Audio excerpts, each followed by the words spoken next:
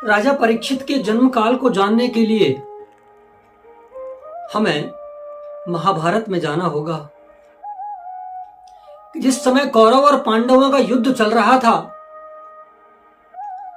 लगभग सभी कौरव मारे जा चुके थे। अंतिम निर्णायक युद्ध भीम और दुर्योधन के मध्य हो रहा था। भीम ने अपनी गदा के प्रहार से दुर्योधन की जंगा को तोड़ दिया और दुर्योधन अपनी मृत्यु के एक एक पल गिन रहा था। उसी समय अश्वत्थामा वहां आया और बोला, ये तुम्हारी दुर्गति किसने की? दुर्योधन बोला कि पांचों पांडवों को तुम मार दो और मैं समझूंगा मुझे सब कुछ मिल गया। अश्वत्थामा बोला, महाराज ये कौन सी बड़ी बात है, अभी जाकर के मैं पांचों पांडवों को खत्म कर देता हूं। जाकर के गया और द्रौपदी के पांचों पुत्र वहां सो रहे थे। धोखे से उस द्रौपदी के पांचों पुत्रों को मार दिया और सोचने लगा कि दुर्योधन यदि पूछेगा क्या प्रमाण है, पांचों पुत्रों के सिर काट करके ले आया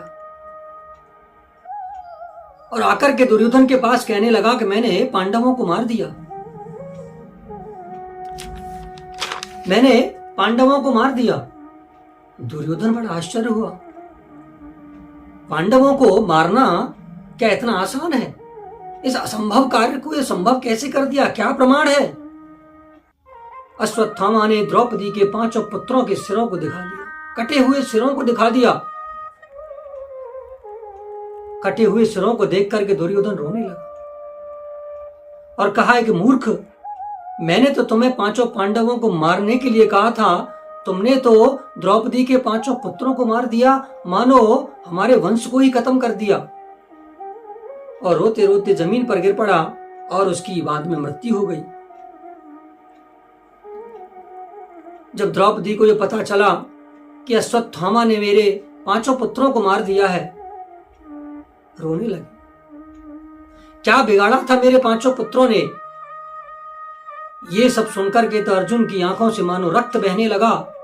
पांचों पांडव क्रोधित होने लगे और अर्जुन कहने लगा कि देवी मुझे आज्ञा दो, मैं अभी उस अश्वत्थामा को तुम्हारे चरणों में लाकर के पटकता हूं और जो दंड देना हो वो दंड तुम दे सकती हो। अर्जुन रथ में चढ़ करके भगवान कृष्ण के साथ रथ में जा रहे हैं। आगे आगे अश्वत्थामा है, पीछे pीछे अर्जुन का रथ है। जैसे ही अश्वत्थामा ने देखा कि अर्जुन का रथ आ रहा है, उसने ब्रह्मास्त्र चला दिया। ब्रह्मास्त्र चलाया, उसके बदले में अर्जुन ने भी ब्रह्मास्त्र को चला दिया और दोनों टकरा करके शांत हो गए। अर्जुन ने रथ से उतर करके उस अश्वत्थामा को केस पकड़ करके द्रौपदी के सामने ला करके पटक दिया कि देवी इसे मृत्यु दंड दो। द्रौपदी की आंखों में आंसू आ गए और कहने लगी कि माहंतव्यम, इसे मत मारो, क्योंकि इसे मारोगे तो इसमें ये ब्राह्मण है और हमें ब्रह्म हत्या लगेगी, क्योंकि ब्राह्मण के बालक को मारना नहीं चाहिए। और इसके जो पिताजी हैं ना द्रोणाचार्य, वो तुम्हारे गुरु हैं, उन्हीं से तो तुमने धनुर्विद्या सीखी थी, तो इसे छोड़ दो। अर्जुन ने कहा देवी राजनीति में यह सब नहीं होता है, जो दंड का भागी होता है उसे दंड ही मिलता है। द्रौपदी ने कहा यदि इसको मृत्यु दंड देने से मेरे पांचों पुत्र जीवित होते हो तो इसे जरूर मारो।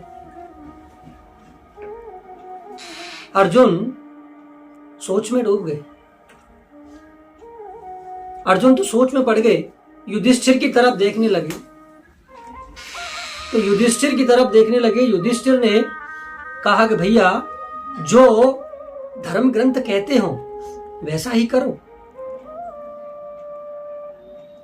अर्जुन ने फिर कृष्ण की तरफ देखा तो कृष्ण ने बड़ा ही सुंदर जवाब दिया। ब्रह्म बंधुर न हंतव्य आतताई बदारहण माम वैतो भयामानस्तम परिपाह्य अनुशासनम। के शास्त्रों में कहा गया है कि ब्राह्मण कोई भी हो उसको मृत्युदंड देना मना है, और ब्रह्म हत्यारा कोई भी हो उसे छोड़ना मना है।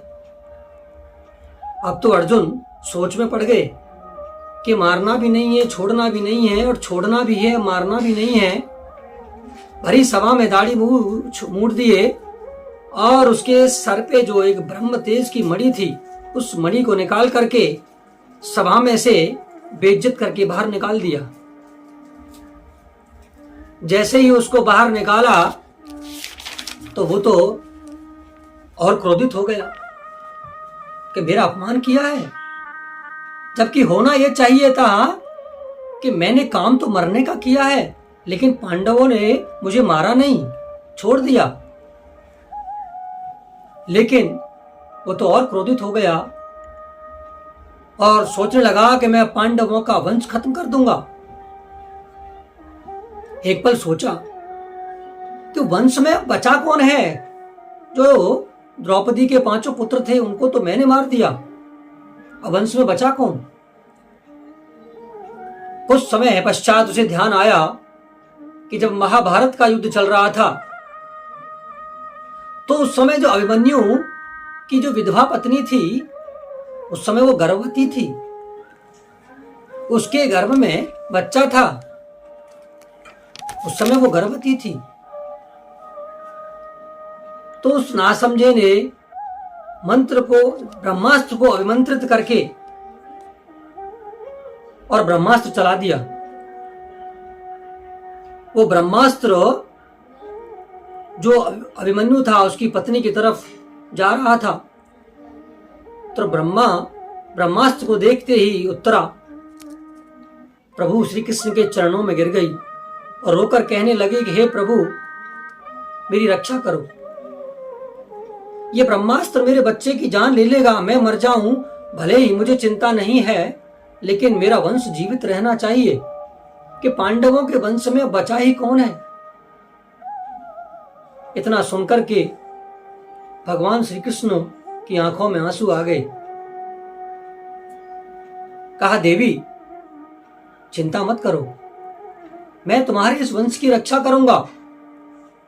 भगवान श्री कृष्ण ने तुरंत सूक्ष्म रूप रख के और उत्तरा के गर्भ में प्रवेश कर गए और गदा को इतनी तीव्र गति से घुमाया कि उस ब्रह्मास्त्र से उस बच्चे की रक्षा कर दी और रक्षा कर दी।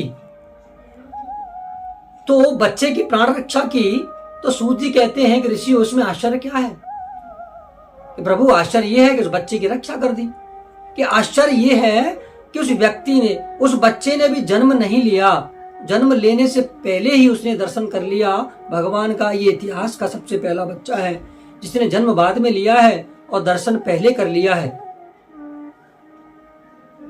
दर्शन पहले कर लिया, जन्म बाद में लिया। जबकि उदाहरण अलग देखे जाते हैं कि जन्म होता है उसके बाद प्रभु के दर्शन होते हैं, लेकिन इतिहास का सबसे पहला उदाहरण है कि जन्म बाद में लिया और प्रभु का दर्शन पहले कर लिया।